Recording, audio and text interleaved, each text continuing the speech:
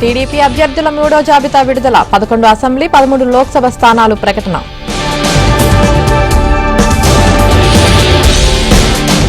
AP ప్రయోజనాల ఎజెండాగా ఎన్డీఏలో చేరం. ప్రజాభిప్రాయం మేరకు అభ్యర్థులు నిలబెడుతున్నామన్న చంద్రబాబు.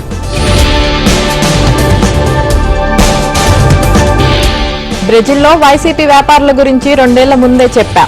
విశాఖలో డ్రగ్స్ పట్టివేతపై నారా లోకేష్ ట్వీట్.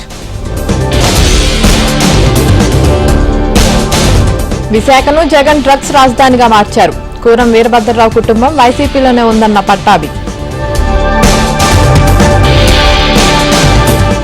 సుప్రీంకోర్టులో దాఖలు చేసిన పిటిషన్ వెనక్కి తీసుకున్న కేజ్రీవాల్. సీబీఐ ప్రత్యేక కోర్టులో రిమాండ్ పిటిషన్పై విచారణతో వెనక్కి. సుప్రీంకోర్టులో కవితకు ఎదురు దెబ్బ. బెయిల్ నిరాకరణ. ట్రయల్ కోర్టుని ఆశ్రయించాలన్న ధర్మాసనం. గురజాల నియోజకవర్గానికి ప్రత్యేక మేనిఫెస్టో విడుదల చేసిన ఎరపతినేని శ్రీనివాసరావు. కడప జిల్లాలో భువనేశ్వరి పర్యటన. చంద్రబాబు అరెస్టుతో మరణించిన వారి కుటుంబాలకు పరామర్శ. ఇవాళ బీజేపీ సెంట్రల్ ఎలక్షన్ కమిటీ భేటీ. ఏపీ సహా పలు రాష్ట్రాల అభ్యర్థుల ఎంపిక. బెంగళూరులో జగన్ ఫోటో ఉన్న వాచీల తరలింపు కలకలం. వాహనాల తనిఖీలో కర్ణాటక పోలీసులకు పట్టుబడ్డ ఏపీ పోలీస్. కాకినాడలో వైసీపీ ఎమ్మెల్యే ద్వారంపూడికి చుక్కెదురు. ఎన్నికల ప్రచారానికి వెళ్లిన ఎమ్మెల్యేలను నిలదీసిన జనం. పల్నాడు జిల్లాలో రెచ్చిపోయిన వైసీపీ మూకలు. జనసేన నేతలపై దాడి, కారు ధ్వంసం.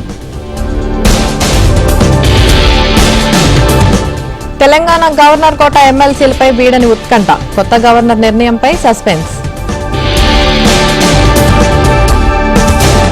జీహెచ్ఎంసీ మేయర్ విజయలక్ష్మి కాంగ్రెస్ లో చేరే ఛాన్స్. విజయలక్ష్మితో దీపాదాస్ మున్సీ సమావేశం.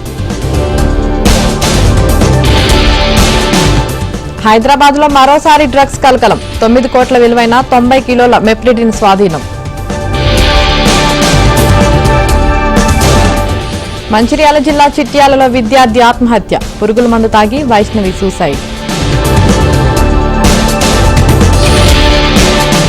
మళ్లీ తెరపైకి 2G స్పెక్ట్రమ్ కేసు. సీబీఐ అప్పీల్ను విచారణకు స్వీకరించిన ఢిల్లీ హైకోర్టు.